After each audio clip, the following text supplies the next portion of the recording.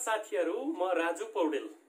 विभिन्न ज्ञान आफूले पनि सिक्ने र तपाईहरुलाई पनि सिकाउने अर्थात ज्ञान बाँड्ने अभियान अन्तर्गत आज पनि म तपाईहरुलाई हाम्रो यो इष्टगुरु युट्युब च्यानलमा हार्दिक स्वागत गर्न चाहन्छु। आज मैले तपाईहरु समक्ष नेपाल लाइफ इन्स्योरेन्स कम्पनीले हामीहरुलाई बेच्दै आइरहेका विभिन्न पोलिसीहरुको बारेमा जानकारी दिने उद्देश्यले हामीले निरन्तर रूपमा भिडियोहरु बनाउँदै आइरहेका छौं। विभिन्न पोलिसीहरुको बारेमा भिडियो बनाएर तपाईहरुलाई ज्ञान बाँडिरहेका छौं। त्यसै सन्दर्भमा आज पनि म नेपाल लाइफले बेच्दै आएको अर्को एउटा पोलिसी नेपाल लाइफ सदाबार जीवन बीमा योजनाको बारेमा जानकारी दिने उद्देश्यले यो भिडियो लिएर तपाईहरु समक्ष प्रस्तुत भएको छु।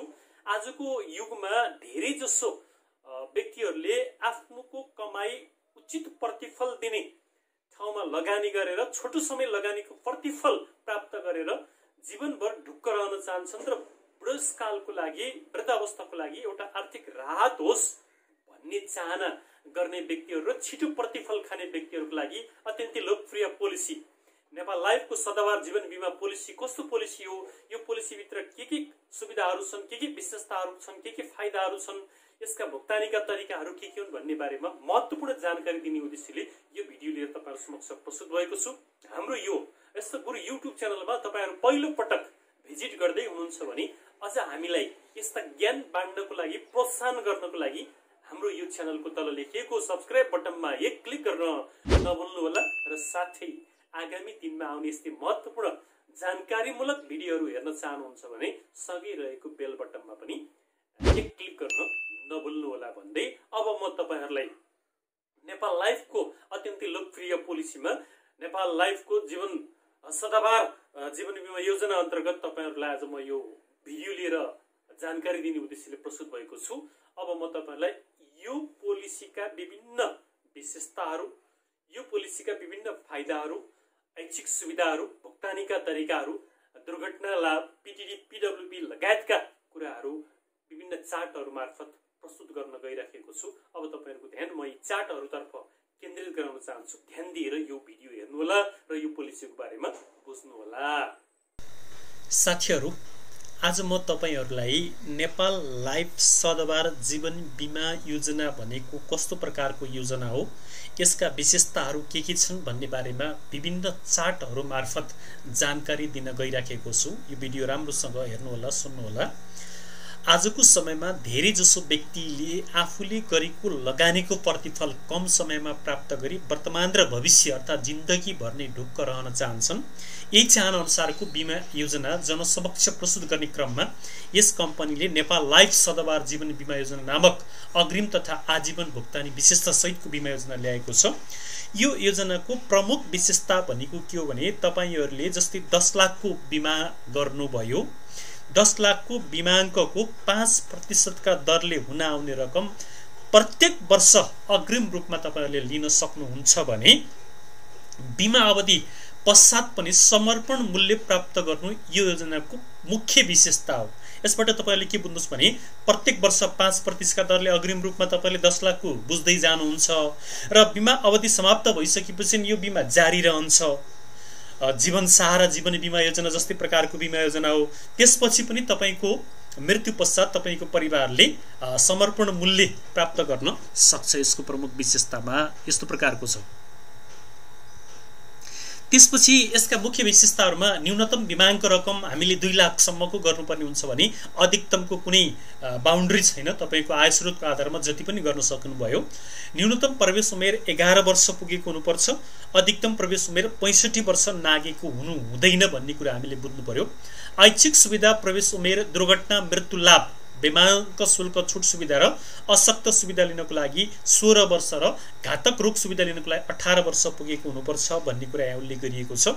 जस्तै एउटा 11 वर्षको व्यक्तिको बीमा गरियो भने उ 16 वर्ष नागिसकेपछि मात्रै एडीबी, पीटीडी र पीडब्ल्यूबी सुविधा प्राप्त गर्छ भने उसले चाहिँ घातक रोग सुविधा लिनु पर्यो भने 18 वर्ष पुरा भएको हुनुपर्छ भन्ने कुरा उल्लेख गरिएको छ। न्यूनतम बीमा शुल्क भुक्तानी अवधि 5 वर्ष, न्यूनतम बीमा शुल्क भुक्तानी अवधि 5 वर्ष छ भने अधिकतम बीमा शुल्क भुक्तानी अवधि 20 वर्षसम्म छ। बीमा शुल्क भुक्तानी समाप्त हुने अधिकतम उमेर 70 वर्ष। जस्तै 65 वर्षको व्यक्तिले बीमा गर्यो भने उसको अवधि 5 वर्ष भयो। 5 वर्ष भइसकेपछि 70 वर्षसम्म उसको मेच्युरिटी पिरियड समाप्त हुन्छ भन्ने कुरा हामीले बुझ्नु पर्यो। बिमा शुल्क भुक्तानीको तरिका एकल पनि हुन सक्छ। एकल भनेको सुरुमै लगेर 10 लाख बुझाउने, वार्षिक पनि हुन सक्छ, अर्धवार्षिक पनि हुन सक्छ, त्रैमासिक र मासिक पनि हुन सक्छ। तपाईहरुले वार्षिक, अर्धवार्षिक, त्रैमासिक र मासिक मध्ये वार्षिक प्रिमियम शुल्क बुझाउँदा बढी फाइदा हुन्छ भन्ने कुरा बुझिराख्नुस्। त्यसपछि बिमाङ्क रकम भुक्तानी पाउने अवस्थाहरू के छन् त, कसरी हामीले रकम प्राप्त गर्न सक्छौं भन्ने बारेमा तपाईहरुलाई म जानकारी दिन गइराखेको छु यो चार्ट मार्फत। चालू बिमा लेखमा बिमा प्रारम्भ भएको मितिले 1 वर्षपछि वार्षिक 2 किस्ता बिमा शुल्क प्राप्त भए पश्चात बिमाङ्कको 5% का दरले हुन आउने रकम प्रत्येक वर्ष बिमा अवधि समाप्तिसम्म बिमितलाई भुक्तानी गरिनेछ। पहिलो यसको भुक्तानी पाउने अवस्थाहरू तपाईले बुझिसक्नुभयो। तपाईहरुले 10 लाखको बिमा गर्नुभएको छ, 1 वर्षपछि 1 वर्षसम्म 2 किस्ता तिरिसक्नु भएको छ भने त्यो बिमा गरेको 1 वर्ष समाप्त भइसकेपछि 2 किस्ता तिरिसकेपछि 10 लाखको 5% रकम तपाईले अग्रिम रूपमा प्राप्त गर्दै जानुहुनेछ र बिमा अवधि समाप्तिसम्म सम्पूर्ण रकम 5% का दरले पाइसक्नुहुनेछ। बिमा लेख चालू रही बिमा अवधि समाप्ति मितिसम्म बिमित जीवितै रहेमा प्रत्येक वर्ष 5% का दरले प्रदान गरिने रकम कट्टा गरी बाँकी हुन आउने बिमाङ्क रकम र आर्जित बोनस बिमा लेख अवधि समाप्तिमा एकमुष्ट दिनेछ भनेर भनियो। तपाईहरुले जुन प्रत्येक वर्ष 5% का दरले पैसा फिर्ता लिँदै जानुभयो, बिमा अवधि समाप्त भयो, बिमा अवधिसम्म तपाई जीवितै रहनुभयो भने त्यसपश्चात एकमुष्ट जुन पहिला 5% का दरले अग्रिममा दिएको रकम कट्टा गरेर बाँकी हुन आउने बिमाङ्क रकम र बोनस रकम एकमुष्ट रूपमा प्राप्त गर्न सक्नुहुनेछ भन्ने कुरा पनि बुझिराख्नुस्। बिमा लेख चालू भएको अवस्थामा बिमितको मृत्यु भएमा बिमा लेख अन्तर्गत पूरा बिमाङ्क रकम र नियम अनुसारको बोनस रकम एकमुष्ट प्रदान गरिनेछ।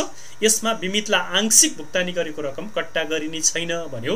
जस्तै बिमा लेख चालू भएकै अवस्थामा बिमितको मृत्यु भयो भने त्यो मृत्यु हुँदाको समयसम्म जुन उसले 5% अग्रिम रूपमा रकम प्राप्त गरेको थियो त्यो रकम कट्टा नगरिकन बिमाङ्क रकम र त्यो अवधिसम्मको बोनस रकम एकमुष्ट रूपमा उसको आश्रित परिवारले प्राप्त गर्न सक्ने भयो।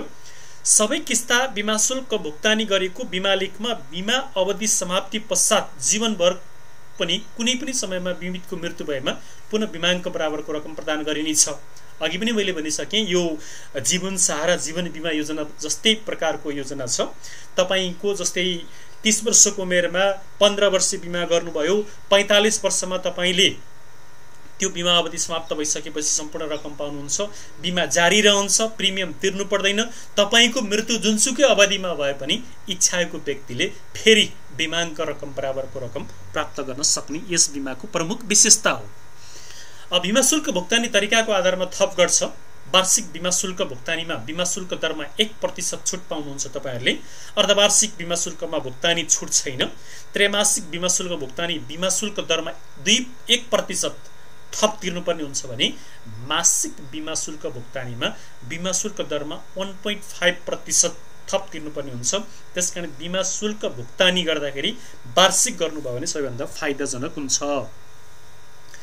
ऋण तथा समर्पण सुविधा पनि यस योजनामा पनि राखिएको छ। एकल बिमा शुल्क योजना बिमा प्रारम्भ भएको मितिले 13औं महिनादेखि बिमा लेख समर्पण मूल्य प्राप्त हुनेछ भनेर भनेको छ। तपाईले एकल बिमा शुल्क जुन अगाडि एकमुष्ट लगेर बुझाउनुहुन्छ त्यो बुझाएको छ भने 13 महिनादेखि बिमा लेख समर्पण मूल्य प्राप्त गर्न सक्नुहुन्छ। त्यही समर्पण मूल्यको 90% तपाईले बिमा पोलिसी भित्र राखेर कर्जा प्राप्त गर्न सक्नुहुनेछ। बिमा लेखको बिमा शुल्क भुक्तानी अवधि समाप्ति मेच्युरिटी पश्चात पनि कुनै पनि समयमा बिमितले चाहेमा बिमा लेख समर्पण गर्न सकिनेछ। तर यस्तो समर्पण रकममा कर्जा प्राप्त हुने छैन भन्यो। बिमा लेखको बिमा शुल्क भुक्तानी अवधि समाप्त भयो, त्यो अवधि पछि पनि उले समर्पण गर्न सक्नेछ। तर त्यस्तो समर्पणमा उले कुनै प्रकारको कर्जा प्राप्त गर्न सक्दैन।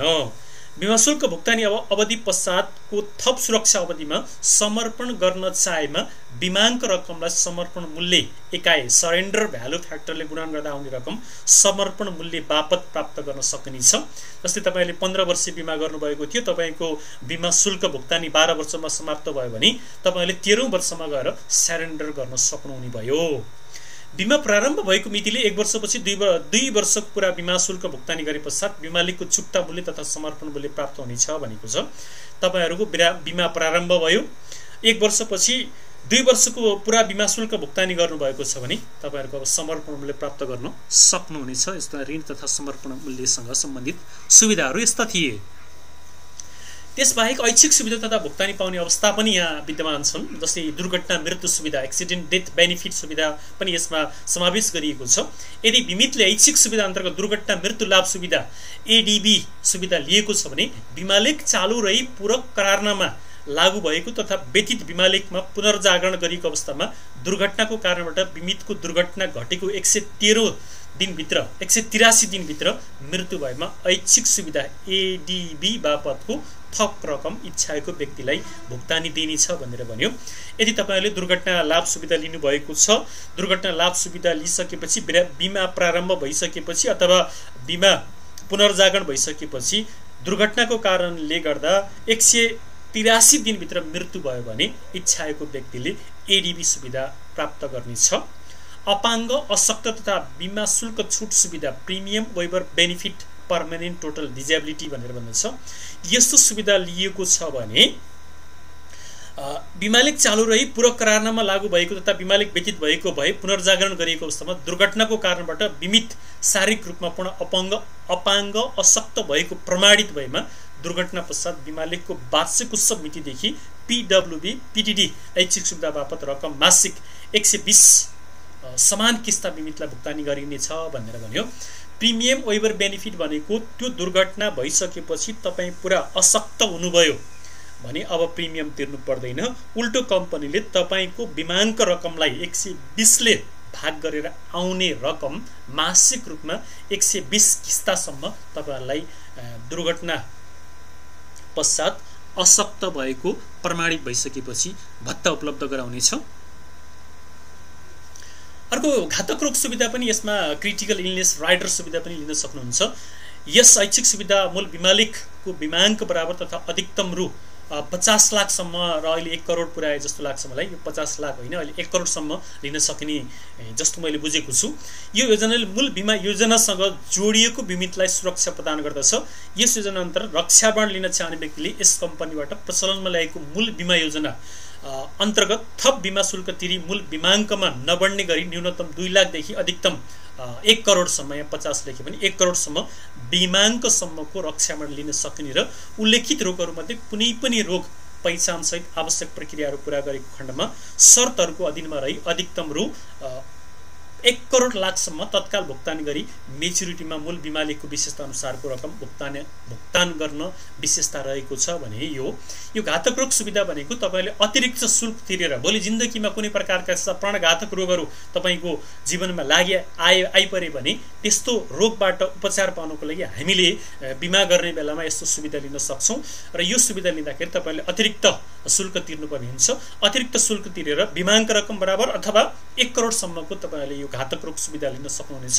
त्यो रोग घातक रोग लाग्यो भने त्यो बराबरको रकम हामीले बिमा कम्पनीबाट लिएर आफ्नो शरीरको स्वास्थ्य उपचार गराउन सक्दछौं भन्ने कुराको महत्त्वपूर्ण जानकारी मैले तपाईहरुलाई यो पोलिसी अन्तर्गत दिएँ।